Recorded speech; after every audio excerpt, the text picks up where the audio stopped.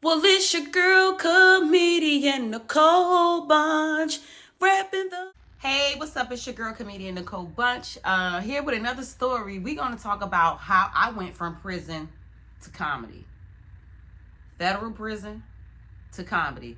So, if you like my content, this is about my third consistent video. Make sure you hit the subscribe button. Make sure you hit that notification bell because I'm going to be dropping videos every day so you can get to know your girl, comedienne Nicole Bunch. And also, shout out to Culture for the gear. Shout out to my brother, Dominique Epps. This gear is fabulous, I'm telling you. So make sure you know, Culture. But anywho, again, I'm comedienne Nicole Bunch, and how I got it started in comedy. I didn't always start off living the right life, so to speak. I was wild when I was younger. I did a lot of fighting in my teens because we moved from Brooklyn. My parents moved me from Brooklyn, New York to Newport News, Virginia. And I was pretty quiet. I didn't really like the Virginia scene when I first got to Virginia because I'm from New York. And, new girl in town, there's always going to be problems like that. So I had a lot of fights. And I had to prove a point, that because I'm quiet, you can't do anything and say anything to me. But that was my mindset then. And that's how I got the nickname Taz. I was just crazy with the fighting. Long story. But I always knew, I've always been a class clown. I've always been silly. I've always been crazy with the dissing people and cracking jokes and roasting people. I've always been on that. I just didn't bully people with it. You know what I mean? So as time grew on, I just kind of fell in the wrong path, but was doing the wrong things. When I was a teenager, oh my goodness, I was so wild. I knew my mama wanted to put me in a boarding school. She should have. I was just crazy wild. But I kept getting in trouble. And the trouble thing started when I was like 15 years old. I don't know. I just wanted to go back home to New York. I did not want to be in Virginia. But I turned 17, and then I meet this guy. And he like one of the biggest drug dealers in the city of Newport News. And he used to pick me up in his Q45 and take me to school. And I was able to show off in front of the people who didn't have a ride in a Q45 to school. So that's how that worked out. And he made sure, I had really nice clothes and, name brand stuff, like not your little Guess and whatever was popping, it was Gucci and stuff like that. He made sure I had that. And I had just got to the point where I just wanted that fast life, that fast money. And he wound up going away to prison for selling drugs. And then I kind of was out back. Like, I didn't have that lifestyle anymore. So I meet this other guy, and he sure kind of spoiled me a little bit. Not like the first one, but he kind of spoiled me a little bit, and I get pregnant, and my life changes. I get pregnant, I calm down a lot, I have my daughter. Then I come to find out this fool was married. But we're not even gonna get into all my men. I want to just point out that I just, I had really lived life. I just went through some things. I've been through domestic violence. I almost lost my life. I don't know if you guys can see it, but I have some scars on my face. I almost lost my life at the hands of domestic violence. So I'm telling you these things to tell you that I had a story that led up to where I am. And I made really poor decisions, and people made poor decisions against me to hurt me, but it built my character. And as I got older, and I learned that I liked that fast lifestyle that I was introduced to when I was 17 years old, that lifestyle never left my mind. So I wound up getting into, when I was about 22 years old, into forgery of checks and things like that. So we was just forging up checks, me and the girls, and we just was running the city. Like, we was getting so much money. It was rumored that we were out there spending income tax money. And baby, it was July. It was July. That's how much money we were getting. And it caught up to me. Some of the girls, they was like, you know what? Enough is enough. We getting ready to get 9 to 5s. Me, I didn't learn my lesson. I absolutely enjoyed the money. I wanted to take it to the next level. Like, I mean, can we order checks? Like, what's up? I was just crazy wild with it. And I just kept going and kept going. I had no intentions of getting a 9 to 5 or anything like that. So during that process of me getting money, I meet my twin's father, the other guy that I was dealing with. I had 2 kids with him, and then we split up. He wound up being married. Long story. So I get with my twin's father, and he's in the military. He's 6'7". He's just amazing. Got a mouth full of gold. This was down during the time when they were riding spinners. So he had the spinners on his car. I'm talking about the old school donk. He was just tall, sexy, brown skin, caramel complected, golden. He was amazing to me. And I meet him, and we have this crazy relationship, and I wound up getting pregnant with my twins. And it goes on from there. But he wound up getting out of the Navy. He got kicked out of the Navy. And we needed some money. So I already had my hustle. So I put baby daddy on hustle. So how about we together? We just was 2 money getting people out here. So it wound up me getting money with him. Wound up getting me in trouble. I get my first white collar crime felony or whatever, obtaining money by false pretenses. I get what's called a multi-jurisdiction indictment because I'm going from city to city, popping checks, and they just said, you know what, we're just gonna combine all this together and just lock her up. And I wound up getting in trouble for that and getting out on bond. And while I'm in trouble for that, my kid's father, he winds up doing some robberies or whatever and get in trouble for the robberies, and his bond was $165,000. Guess who got him out? My dumb ass. I did. And which caused me to get more charges, and I wound up doing about 19 months for those check charges. And during those 19 months, we split. It was a really bad breakup. We split. He almost killed me from putting his hands on me.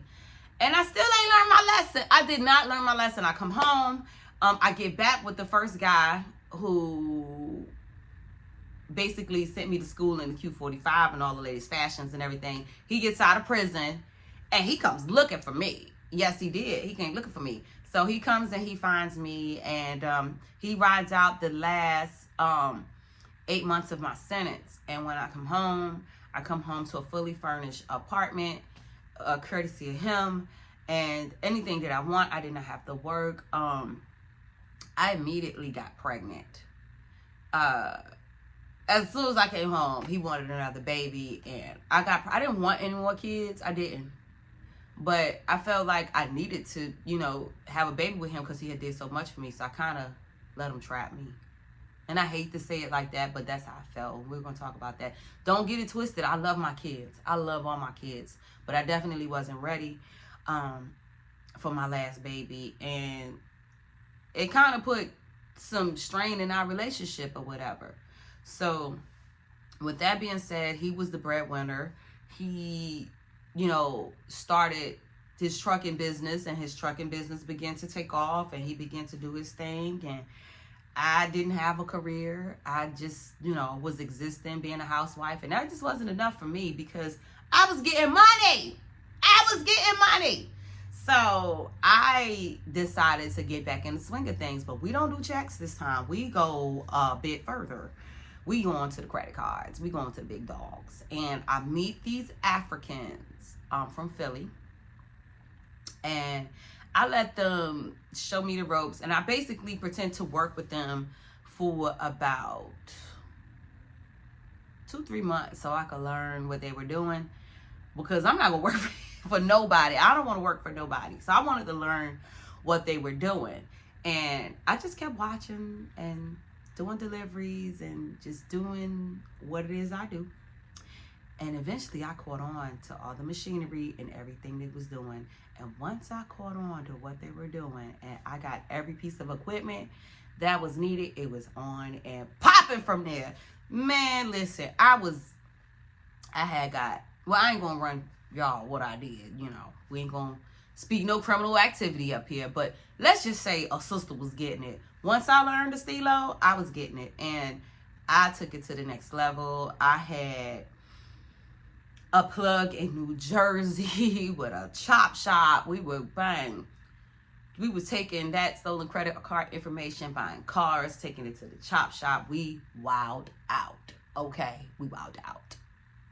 So eventually good things come to an end.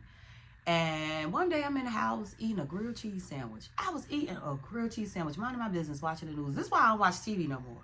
That's why I don't watch TV. And guess who pops up on the news? Me! I'm on the news with I'll never forget it. I had that white Juicy Couture purse, and they had me going in the store with the stolen credit card. And it was like, if you see this woman here, call 1-888, lock you up. I like to choked on that grilled cheese sandwich. It was just the craziest thing ever. So I get my lawyer and I turn myself in to the jurisdiction that was looking for me, which was York County Police Department in York County, Virginia. And the strangest thing happened. I talked to my lawyer and they're like, okay. All right, fine. You're free to go. I was like, what? That easy? Oh! So they let me go. And I just continue on with my criminal activities, not knowing that they let me go because the federal Bureau of Investigations was investigating me. The FBI, the feds. They were investigating me. They were watching. So 7 months after that, this is how they got me. They got me so good. This was like a week after my birthday. I had a crazy birthday party at my house. A whole bunch of friends came over. We got pissy drunk and just enjoyed my birthday. And I'm in the house again, watching TV. That's why I don't watch TV. Because every time I watch TV, anyway, in the house watching TV, my cell phone rings from a private number. Now, normally I do not answer from private numbers, but something compelled me to answer the phone. And I wound up answering the phone, and she said her name was Lorraine. I do not remember her last name. I don't even want to give y'all her last name. I don't want no smoke with Lorraine. And she said that she was with the Secret Service. I thought that was a joke, because why is the president people looking for me? Like, Secret Service, don't they guard the president? I didn't know the Secret Service also handles money crimes. Anywho, and she said they had warrants out for my arrest, several warrants, and did I want to turn myself in, or did I want them to pick me up? Y'all not coming to my hood picking me up. I'm not hopping in no police car, looking like I'm about to go snitch. So I turned myself in, and don't let nobody tell you that you cannot get a bond with the feds. I did. I got a bond. I did not snitch. I did not have to snitch. There is a bond with the feds. I didn't have like drug or like big cases. It was money crime. I had some credit cards. So yeah, I got a bond, and my bond got revoked because I did not cooperate and I kept pissing dirty. So they revoked my bond. And listen, who gonna snitch on some Africans? Who gonna snitch, period, is crazy to me. But who would snitch on Africans? Like, I didn't want to be a part. I didn't want to be a shrunken head, if you know what I mean. So I tread lightly. I did my time. So I wind up getting 60 months after being sentenced, which was converted to 3.5 years because I did a program called RDAP. And I know y'all like, okay, she did a drug program, but let me tell you something. That drug program changed my life. I know that sounds cliche. I know that sounds boring, but I would not be the woman that I am today if it wasn't for God and RDAP. I'm telling you. So my mindset is I'm going to do this program and hurry up and go home because I want to go home. That's all I want to do. I want to go. I want to go home. That's another story.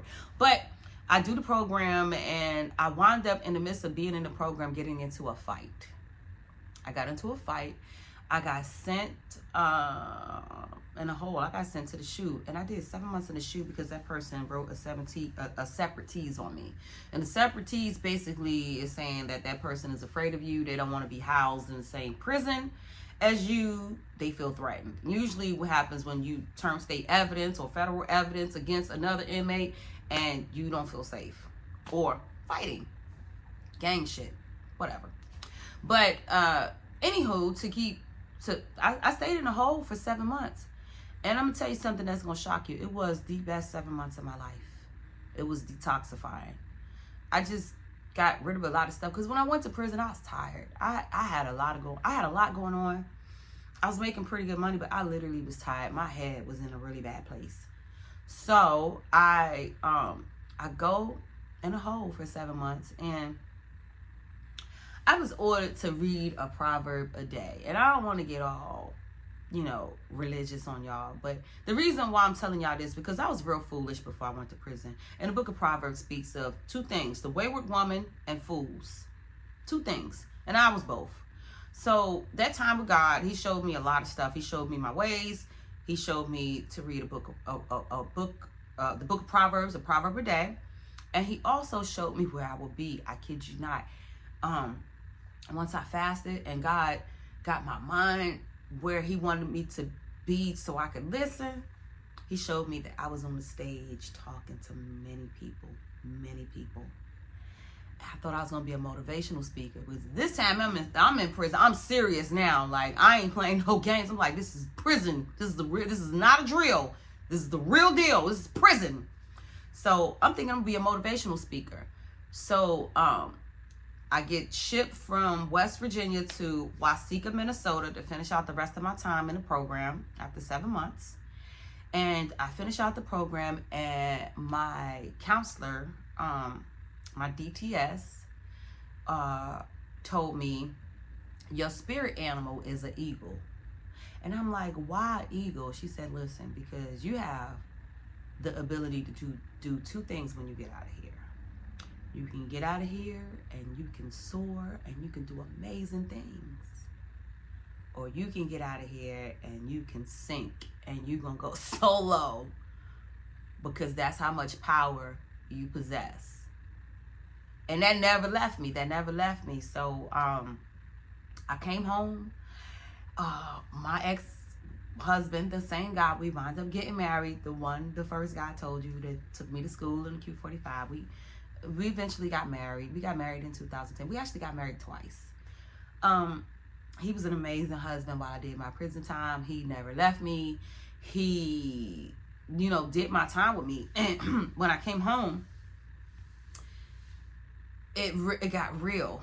I didn't want nobody taking care of me anymore. I wanted to fan myself. I wound up getting a trade while I was in prison. I came home and got great jobs, but I was not fulfilled. I had a job at a shipyard. I had a job at a food packing plant. I had really good paying jobs, and I just was not sustained. I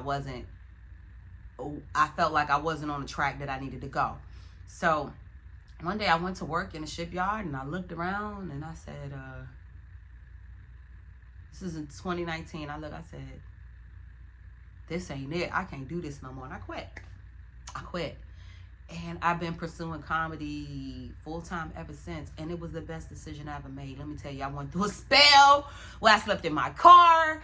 I went through a spell with people telling me I'm crazy. No, you should have never left your job. You was tripping. I'm not finna help no fool. But I knew to trust my heart and do what it is that I wanted to do. And let's fast forward. After doing that, the first thing that I did that was on my professional level, my first gig, I did open up for a celebrity. I opened up for AJ Johnson. Rest in peace, AJ Johnson. And after that, I kept opening up for more celebrities. It wasn't every show, but periodically I would get an opportunity to open up for a celebrity. I've opened up for Blackstreet. I've opened up for Overton from Living Single. I've opened up for Talent, the Comedian. Every time I get an opportunity, and I've even went to comedian K-Dub's room in Atlanta, and I smoked my set, and he looked at me, he said, you did your MF thing. Just like that.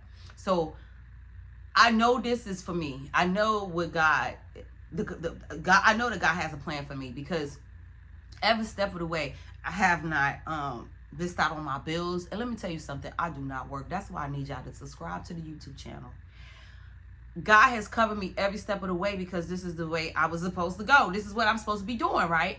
So, I mean, just amazing opportunities. Amazing opportunities. I can't explain it. So I want to tell you this.